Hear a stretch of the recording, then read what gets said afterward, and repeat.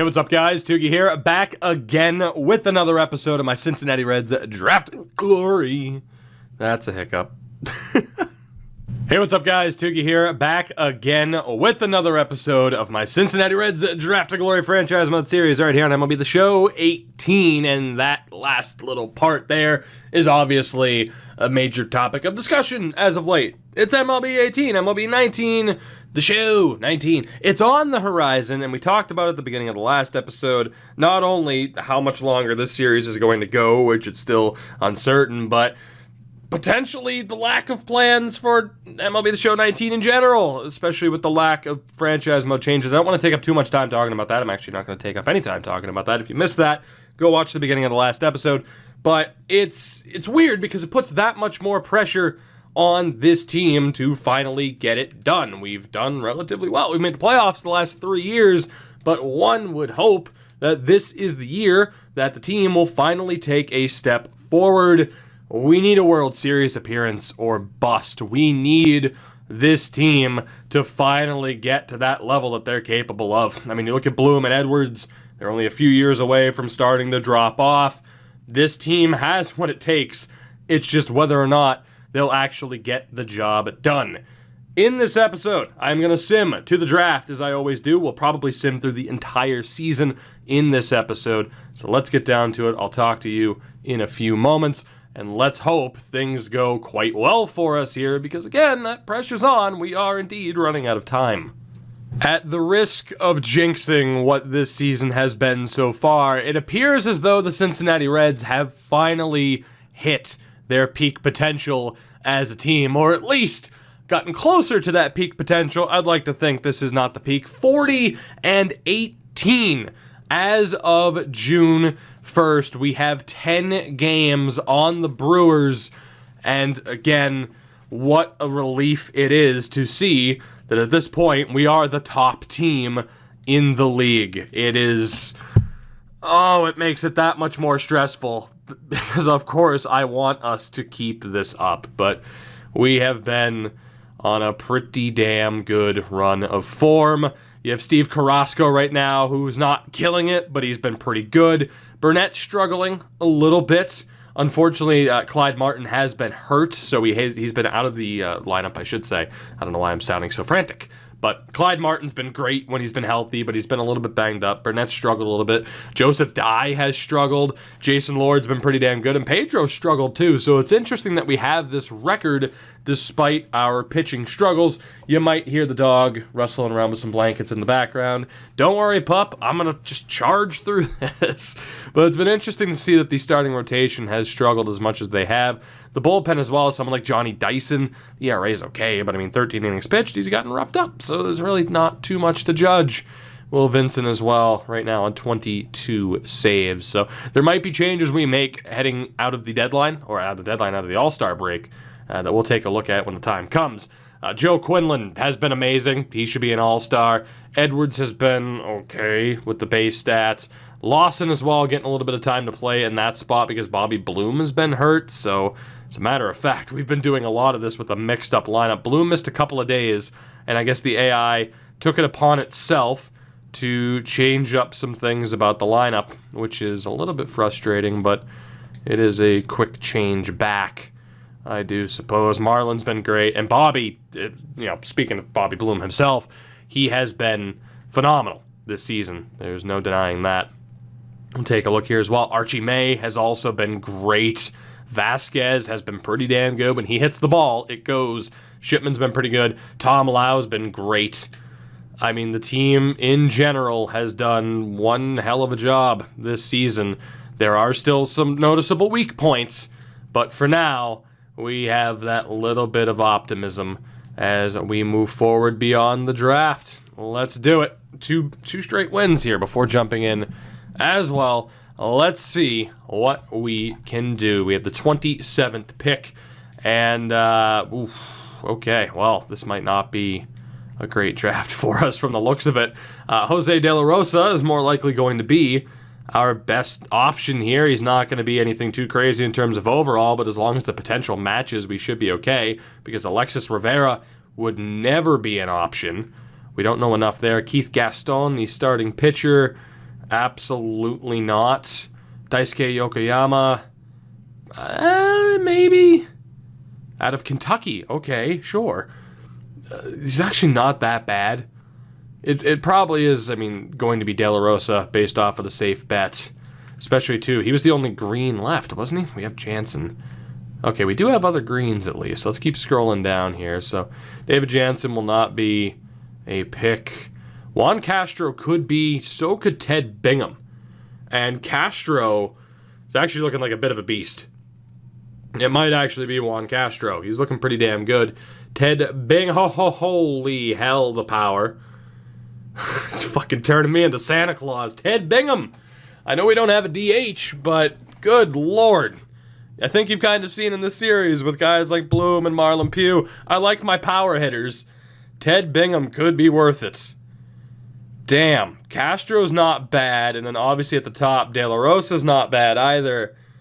But, damn, Bingham.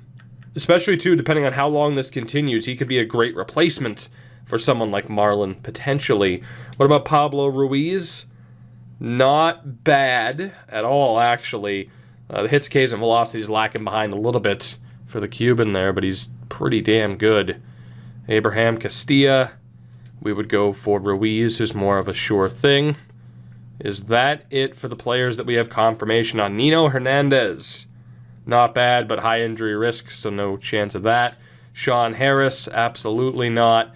Okay, so it comes down to either Castillo, Bingham, or Ruiz, more than likely. Again, De La Rosa up top here. He's not that bad, but it's going to take a while to develop, even if he has the best potential out of the bunch. So Castro, well-rounded. The only thing that's really lacking is the power game. I mean, the discipline and fielding could use a bit of work. Bingham has, it's Ted. I'm going for Ted. I don't care. Ted Bingham is the pick. We also have an extra pick here in the competitive balance round, so we'll be able to get one of the other two. De La Rosa is actually still on the board, which is awesome, as I gotta add Ted Bingham to the list here of our players. But it comes down to then De La Rosa, who might have the highest potential of the group, Pablo Ruiz or Juan Castro. And I think I like the look of Ruiz. I gotta be honest. Between him, Castro, right now it's between Ruiz or De La Rosa. And the individual stats of De La Rosa concern me a little bit. I'm going to go with my gut on this one. I'm going to take Pablo Ruiz. So two very strong pickups for us here, and we'll see if there's anybody else available. Which, to be honest, hold on a second here. Hernandez, so Castro went to the White Sox. De La Rosa did go off the board too. Okay, he went to Milwaukee. So both of those options are now off the board. Who else do we have here that we can trust? Keith Gaston, again, wasn't looking that great.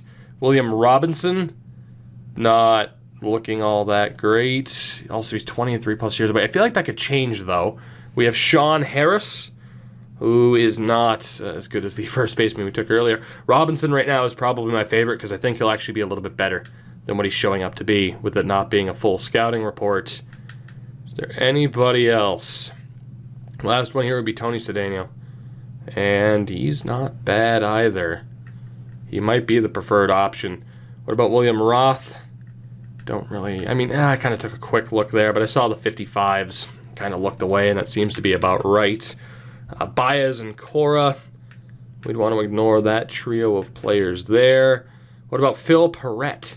Would it be Perrette or Perret? I'm not sure. It doesn't matter. He's not going to be an option for us. Let's take a look at Chase Coronado. Not really looking all that great either. Julio Francisco, not looking that great either. Adrian Diaz, absolutely not. What about Darryl Blackley? Yeah, this is looking like it's a rough draft here. We got pretty lucky at the top. Christopher Bove, would it be? Bove? Boeve. I don't know. Enrique Pena. Absolutely not. You're just a whole bunch of average. Andres Taveras. If I could trust that, you might not be that bad. Darius Myers as a third baseman. Not really feeling it. Jeremy Rivas. It's not Jeremy, it's Jeremy Rivas. Hello, the contact. Ooh, Rivas here. Looking pretty good. Looking very good, actually. Rivas is my favorite right now, the third baseman. What about Kenny Vizcaino? Not really digging it. Victor Escobar. Okay, Victor Escobar. High injury risk. Can't take that risk with the no DH. Elvis Pena. Oh, oof. Oof. Not bad. Rob Shartner. I cannot possibly draft a man named Shartner. I might, though. We already have a first baseman, so I'm not going to take Pena. I am going to take Rivas with this pick, and we'll probably take Pena if he's still available. Rivas will be just our third baseman under contract after this draft. I thought Shartner went off the board. He didn't. Okay, we have a couple of decent options here. So we're going to go over to first baseman. We're also going to draft Elvis Pena, the option there, alongside Ted Bingham. Didn't expect to draft 2 first basemen, yet here we are. And the other option I was interested in, Keith Gaston, I can't really trust. Let's say it comes down to one of the 2 closers. I'm not sure who that's going to be. It might have to be Tony Cedeno. He's supposed to be ready the soonest. Or there was also the other Cedeno. There was Roth. Which, again, I could hope that Roth would be a little bit better. There wasn't an obvious choice here. Tejada's definitely not obvious. Gaston, I'm not feeling that at all. Again, Cedeno's 22. I feel like he could be a little bit better, but I don't really trust it. William Roth might not be all that bad. Right now, I feel like Roth is probably the favorite. We got Cora, Villanueva, Baez, who I don't trust, Pere, who I don't trust. I didn't trust those 3. Myers, Taveras. Might not be that bad. Coronado again. I feel like Taveras might be the guy. I'd rather risk it on a starting pitcher than a reliever, I feel. Kenny Vizcaino. I am battling trying to get over the hiccups. And again, when I get the hiccups, it's a fucking half an hour death sentence. The real pain. Thomas Robles. Absolutely not. And I know I can sort by the actual accuracy, but still, I prefer to scroll down this way. Sue me. It's going to be that starter. It is going to be Andreas Taveras. And we're going to hope that with that confirmed accuracy, you know, once we actually draft him, he's actually a little bit better than what he's showing up to be right then and there. We go to only the 3rd round. We have a lot of picks this year, of course, at the amount of players that we let go of, which is a damn shame because I don't really have a ton of faith in a lot of these guys. We're going to take Tony Cedeno here finally. Feels like the easy pick. I was debating selecting him for a while. So, Tony, welcome aboard. You were always my first choice. Who do we have now at this point? Between Baez or Coronado? Coronado's not terrible. Baez isn't anything special. Let's go for Coronado. Why not? Well, then again, here's the thing. I kind of know that Coronado's not going to be anything special, but he's also not going to be that bad, so I'm okay with picking him. Rather than just going, you know, with complete risk and hope for the best, you know, mentality right now, which is what we're going to do. So of all these 18-year-old players, who the hell do we want to take the risk with? Apparently Vargas is going to be ready the soonest. So Enrique Vargas, welcome. We'll take another starting pitcher. Add him to the list. And last but not least, it is going to be, I'm going to look at the ETA as a 24-year-old who's going to be ready next year, right? Bobby Enright. I don't know if I believe that. Oh, Bobby. You're going to be terrible, aren't you? Oh, I'll take him. Why not? Bobby Enright, the shortstop. Let's do it. Screw it. We haven't had much luck in terms of random selections lately, have we? So let's see how we did. Ooh. Ouch. Ouch. First step, I want to go to Chicago and double check who we missed out on. With Castro. Ooh. Yikes. Yikes. Why isn't the buttonhold's not working for me? That's why I didn't use it the other way. So we take Ted Bingham, which was a mistake, but still, he's okay. He's basically Major League ready now. We're still going to sign him, but still, that's a little bit rough.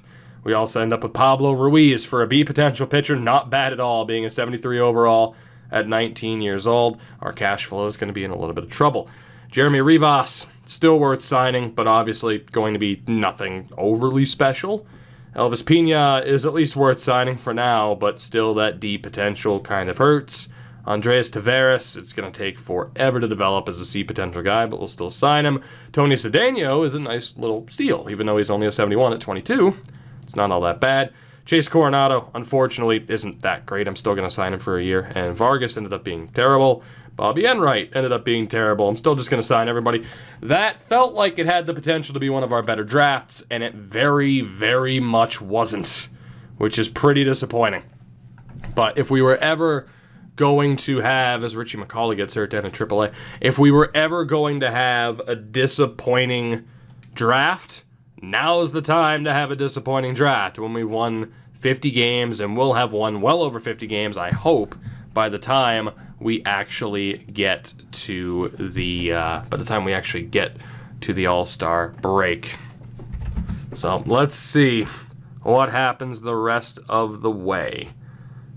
Hopefully we can continue to pick up some wins here heading into the break. Up to 57 wins. I'd define that as well over, right? So we've hit 60 wins before the All-Star break, which is absolutely gigantic for us. And then Nicholas Lawson gets hurt. He'll be out for 2 to 3 months with a torn calf, and that could absolutely derail some of the momentum that we have. We're going to auto-fix the lineup heading in. Oh my god, so many pop-ups. We're going to auto-fix the lineup heading into the All-Star break, and then once we're out of the break, of course, we're going to take a look and maybe change some things up. We do have a participant in the Home Run Derby. Bobby Bloom and Ramon Vasquez both make it, which is very nice. I'd love to watch it, but you can't, so that is what it is. It would have been cool to do that at one point. All-Star-wise, and plus, you know what? I'm not focused at this point on a Home Run Derby. I am focused on winning a goddamn championship. Let's see what we have in terms of All-Stars this year. As I wish we had Hunter Green. Clearly. For pitchers, did Lincoln Compton? Yikes. Will Vincent has made it back. Beautiful. He is the only pitching representative that we have, though. But from there, Bobby Bloom is in. Archie May is in. Henry Shipman has made it. Marlon Pugh, Tom Lau. We have a ton of All-Stars this year, which is a very good sign. However, the injury to Tom Lau is not a good sign, and we're going to have to look at calling somebody up just to have on the bench. And it's either going to be Clausen, and probably just outright will be Clausen, which means Bryant Kay is going to probably look to get a little bit more playing time. Clausen, welcome aboard, buddy. Out of necessity, we need you. We're going to bump Rosado up to AAA, and good old Tommy Lee can go to double. We're actually still a little bit short in terms of AAA staff, and I'm not sure why. I think it's a pitching injury, but that's okay. So the rotation right now, Steve Carrasco somehow didn't make the game. How did he not make the All-Star game? He has been great. He has been absolutely tremendous, and on average, we kind of know anything under a 3 is amazing. So Carrasco has been great. Clyde Martin has been great. Joseph Dye's been okay. Jason Lord's been great. Pedro Rodriguez has been okay. No complaints about what I'm seeing there at all. At all. That is tremendous. If anything, Jason Lord, who was a major Rule 5 pickup, he's had a great season. I'm probably going to run him as the third pitcher behind Carrasco and Martin. I'm going to give Martin, despite the 5-4 record, a chance to continue to be the second option. Aside from that, we are golden. Richie Burnett's still in as the long reliever, which I'm okay with. And as far as the bullpen is concerned, and that's the good thing, we don't have to worry about calling up or sending anybody down. That's perfect the way it is. Chad Padilla hasn't been great, but he can stay for now. He hasn't been great. I'll give him a chance. Norman Garner has been much better this year. Chris Velez has been okay. Johnny Dyson's getting sent down, for sure. Zarate is probably getting sent down. He might be given a little bit more of an opportunity to turn it around. But at the very least, Johnny Dyson's got to go. Unfortunately, he was a Rule 5 pickup, which means he's outright going to be off the roster. But he is detrimental to this team right now, and I have no choice. We have to get rid of him. We need to call up somebody else. So down in AAA, we look at someone like Edwin Velasquez. But more likely than not, it'll be Anaya, Cervantes, or Woodall. And I mean, all three have been pretty good. Anaya's actually going to be ruled out. It comes down to Cervantes or Woodall, and the problem is Woodall has been a little bit more consistent. 85 innings pitched compared to the 29 for Cervantes. So Ray Woodall is going to be called up. Rightfully so. Rightfully so. So Poirier will go up to AAA. Cairo will also go up to AAA. And then we'll call up Copping and Navarro for the AA squad. Pretty straightforward. Let me go ahead and remove a certain Johnny Dyson off of our team depth chart. So aside from that, we are looking fine. I think we will roll with Zarate as the setup man still. 72 clutch rating is still the highest on the team. Norman Garner's return to form has been a welcome sight as well. So Ray Woodall, welcome aboard. We're still keeping our eye on Zarate. We're still keeping our eye on Chad Padilla. We might make those changes before September begins. So that is a look. And Eric Valencia, by the way, man, as if we needed to call somebody up. I'm going to have to fix this on my own, aren't I?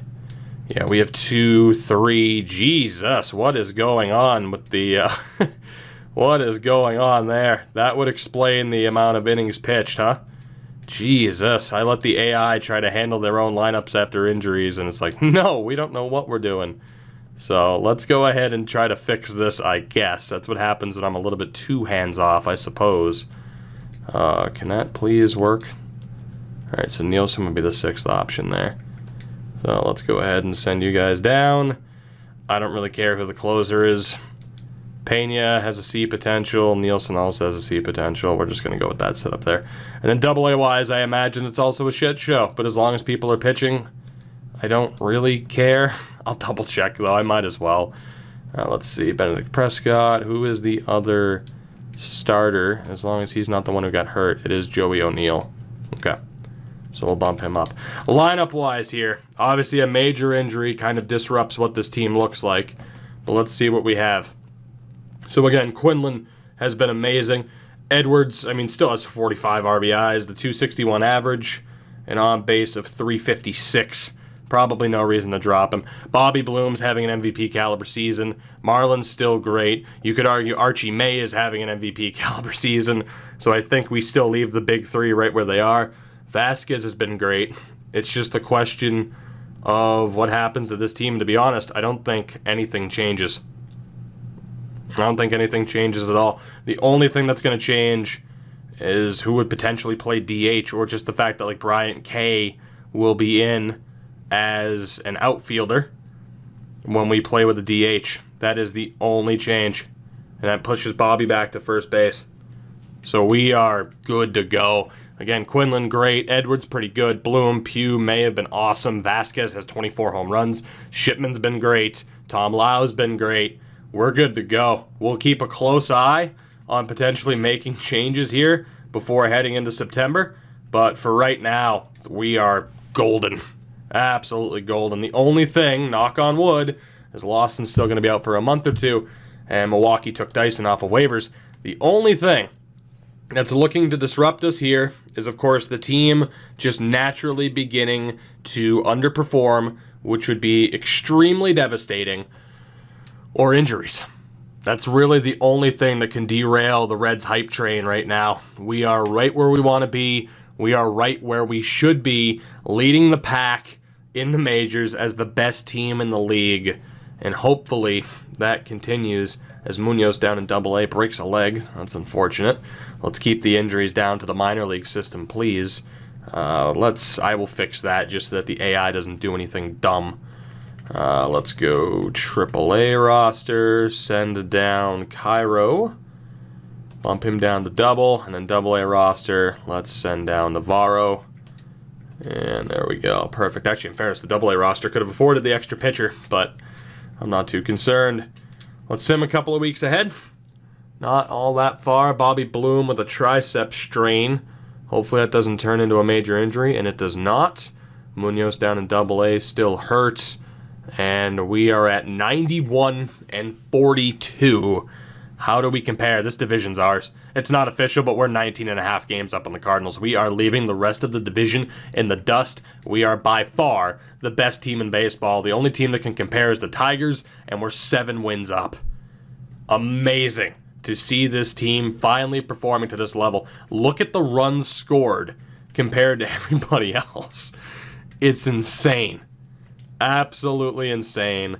Right now, though, is where we're going to do one more check. Steve Carrasco, great. Clyde Martin has been phenomenal. Lord's been great. Dye's been great. Pedro's been good. No complaints. Burnett's been okay. I'm not complaining about him being the long reliever. Again, we'd have the option to call up Eric Valencia or Orlando Rosas, both of whom have been tremendous down in AAA. And that's the thing. Even if this isn't our year, which I hope to God it is, the starting pitching talent that we have coming up, I mean, it's as good as it's going to get for us in this series. I think we'd probably still leave Burnett as the long reliever. I wouldn't necessarily want Valencia and Rosas to not be the starters, but look at Valencia's record. These two are both going to be ready next year, so it's a matter of taking the best players out of the bunch. And I got to be honest, I actually am second-guessing whether or not Valencia and Rosas should be on the roster, but I think we'll leave it as is because they're not going to be starters. They're not going to replace anybody. Nobody deserves to be replaced. Aside from maybe others in the bullpen. Padilla has still been just okay, not great. Garner's still doing well. Velez is still doing well. Woodall has done okay. The ERA is a bit high. The whip's not too bad. Woodall's only been alright. Zarate is still really concerning me. Zarate absolutely has me concerned. I know Padilla's ERA is a little bit up there, but it's not that bad. I'm more worried about Woodall, and I'm very worried about Zarate, who is a rookie, and then Vincent's been pretty damn good. So, that's the real question. I think Velez and Padilla are safe, but Woodall and Zarate might be done. Woodall's only gotten 16 innings to work. I'm a little bit concerned, again, about Padilla and Velez, but not that bad. Not that badly, at least. Zarate hasn't been awful, but he hasn't... I mean, he's the clear weak link there. I'm going to give it a little bit more time. I'm going to give it until... September call-ups are in 4 days. Let's go until the 30th. See if anything changes here over those few games. AAA club won their division. The AA club did not make the playoffs. Let's see what we're dealing with here. With Padilla, 3.99 and a 1.48. Garner is safe. Velez is safe. Woodall, probably not safe. Zarate, probably not safe. I think Padilla's okay.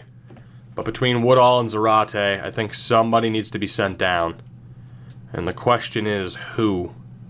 In terms of overall, it's obviously not going to be Montgomery. It's not going to be Poirier, more than likely. Anaya's had a pretty good season. An A potential as well. Velasquez, 37 innings pitched, but he's been amazing. It's got to be Cervantes and Anaya. It has to be. That's fairly straightforward, I would say. So, unfortunately, Zarate, you weren't quite ready yet. You will be sent down. And Ray Woodall, same thing. You weren't quite ready yet. You will be sent down, but we are going to call up Jorge Cervantes. And we are also going to call up Julio Anaya, who we need to add to the 40-man. And you are the insurance here heading into the playoffs. As far as the setup man is concerned, 63 clutch, 54. So not that clutch is the end-all, be-all. To be honest, I don't want to run Garner as the setup man because he struggled and failed in that role previously. I think it should be Velez. Problem is, Velez has been really good, too. You know what? I think it might be Chad Padilla. Garner's done well. Velez has done well. Padilla's been a bit iffy. I think I'm going to have Chad Padilla be the setup man, and we're going to give the likes of Anaya and Cervantes a half-decent opportunity here to improve, and every single one of our starters is under a 4.0. That's astonishing. Lineup-wise, again, we're still golden. I can't imagine we'd have to change anything. The pitching was the only area of concern. Let's sim through the final month of the season. The AAA ball club's been eliminated, which is okay. And Nick Lawson is back. And that is a fairly easy fix, of course, as it will be Scott Clausen going back down to AAA. Of course, there were September call-ups as well. So, I mean, hell, we could just call him right back up, to be honest. He'll be sent down for the playoffs, but that's fine. And hopefully Lawson isn't locked out of playing in this postseason. I'm going to call up... Can I call up Cardenas? I'm going to have to add him to the 40-man anyway. Let's give him maybe a little bit of an opportunity. Henry Lewis as well. It's crazy how much talent is locked down in the minors for us as well. Absolutely insane how stacked this team is right now, because we've certainly done our job drafting in both the amateur draft and the Rule 5. We've done a very good job, all things considered, which it wasn't looking that way at one point, I know. I'd like to bump up Orlando Rosas, maybe give him a little bit of a chance. Let's see, I'm not sure between Malgrat and Stapleton, and to be honest, it probably wouldn't matter once we got into a playoff setting anyway. So let's sim to the end of this season. We'll see what the final record ends up being. Well over 100 wins, 111 and 51 is our final record on the year. The best season for the Reds to date. We have won our division yet again, and we'll be taking on the winner of the wild card game between Philadelphia and St. Louis. An absolutely unreal season. No other team won more than 100 games. We won 111. Absolutely ridiculous. And we have ourselves a Silver Slugger winner with Bobby Bloom, an MVP with Bobby Bloom, Rookie of the Year with Pedro Rodriguez, and a Hank Aaron Award winner with Bobby Bloom. Let's get down to this, shall we? Back-to-back MVPs between Marlon and Bobby. Bobby, 324 average, 39 home runs, and 113 RBIs. In the AL, it was Leody Taveras. Cy Young winner went to Juan Torres. It was Rick Talbot in the AL. Batting title goes to Bobby Bloom. Eloy Jimenez won it over in the AL. Edgar Peralta, reliever of the year with Maurice Vaughn. Rookie of the year, Pedro Rodriguez. It's the first time in a while. In a pretty damn good season, though. Hank Aaron Award to Bobby Bloom and Eloy Jimenez. What a season. Let's look at individuals. Jesus Christ, we had so many league leaders. Oh my God. So Bobby Bloom, 324 average. Just behind him, Joe Quinlan at a 320, tied for second. Archie May, well, technically based off of the amount of at-bats, I guess. But still, Archie May 5th, Shipman 6th, Tom Lau 13th. Ridiculous. Absolutely ridiculous. The amount of hits, Lau was actually tied for third, which is insane. Bloom, Quinlan, May, all up there. In terms of doubles and triples, not as concerned. Home run-wise, Bloom in second, Vasquez third, May in fourth, Marlin tied for fifth, Shipman tied for 10th. Henry Shipman, 27 home runs. Where did that come from, Henry? RBI-wise, Archie May led the NL. Marlin and Bobby, they were the top three. Vasquez was tied for 7th. In terms of total runs, I mean, Jesus Christ. What a season. Tom Lau led the NL and nearly the majors in general in terms of stolen bases. Joe Quinlan was also up there. Quinlan had the most walks. Edwards, Bloom, and May also on the list. On base percentage, Joe Quinlan with an ungodly 432. Bobby Bloom at a 418. And Archie May at a 402. That is batshit insane. Shipman at a 386 and Tom Lau at a 376. Crazy. Slugging percentage, Archie May, Bobby Bloom, Henry Shipman, Pugh, and Quinlan. Oh, God damn it. OPS was Bloom, May, Quinlan, Shipman, and Tom Lau. The wins leader, Carrasco, was tied with 17. Dye was tied with 16 for third place. Pedro tied for 6th. Jason Lord up there as well. 4 out of our 5 starters.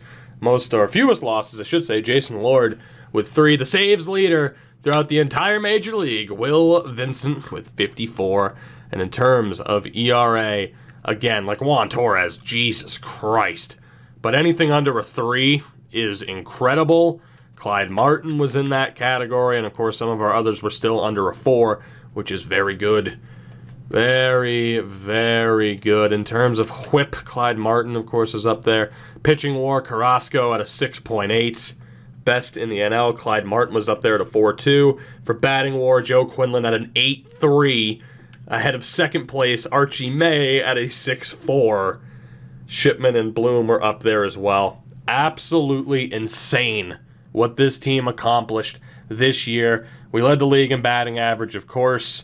We led the league in runs by a very, very large margin. We led the league in hits by a little bit over Detroit. We led the league in team home runs by a decent amount. We led the league in RBIs. We were 4th in terms of stolen bases. We drew the most walks by far. We had the best team slugging percentage, the best team on base percentage, the most plate appearances, of course. Insane. The 3rd lowest team ERA, tied with Atlanta. Of course, the most saves as well. Burnett and Velez had a couple of saves. Insane. Absolutely insane what this team was able to accomplish this year. Craziness. Absolute craziness. Steve Carrasco was a 98 overall, 17-6 record with a 3.4 ERA. Absolute monster. Clyde Martin, 12-5 record with a 2.96 ERA. Absolute monster. Jason Lord for a Rule 5 pickup. Absolute monster at 14-3 with a 3.35 ERA. Joseph Dye went 16-5, a 3.59 ERA. And then Pedro, the Rookie of the Year, 15-6 record with a 4.21. This team, man. This team. Finally. We knew they were this good. Maybe not this good, but we knew they were good. And they finally living up to that. It just has to continue in the playoffs. Richie Burnett had a great season. A great season as the long reliever. And we've desperately needed that type of performance. Anaya, only 4 innings pitched once he was called up. And of course, all the extra traffic from the September call-ups were a factor. I have confidence in him heading into the playoffs. Norman Garner, finally proving what he's capable of. He is not happy about not being the closer, but still, he had a great season. Chris Velez had a great season. Cervantes really struggled upon being called up, and that's something we'll have to look into. Chad Padilla as well, also not that bad, and of course Will Vincent had a great season. So with Cervantes, I don't believe we can send him down, even if we wanted to, right? So we are in trouble in that regard. I do not believe I can call up Zarate. So yeah, with Cervantes, we're going to have to be a little bit careful. Keep an eye on him, but he got roughed up a little bit. But all in all, I have so much faith in that pitching staff. And then lineup-wise, Joe Quinlan again, absolute monster. Absolute monster. What more could you hope for in a leadoff man with a 432? Graham Edwards, great season, 266 average. Bryant K right now is listed as hitting 3rd, but again, that's the easy fix there. Makes me wonder, I don't think that cost Marlin any at-bats, though. I feel like that was just like lately, of course, with the one injury that we had. But I still think that we end up going with Bobby in the 3 spot, finally living up to that potential. Marlin in the 4 spot, Archie May 5th, and then Ramon Vasquez 6th. You cannot deal. You just cannot deal with that. There's just so much goddamn power there. You cannot deal with that. There's no way.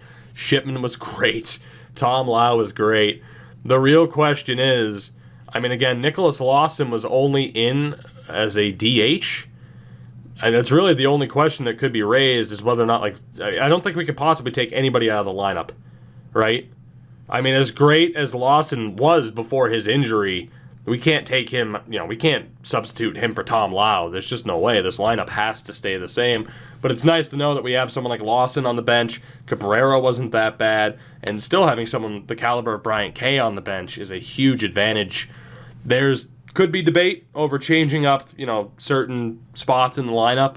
But overall, I think we're good to go. And the question is, in the next episode, who are we taking on in the NLDS?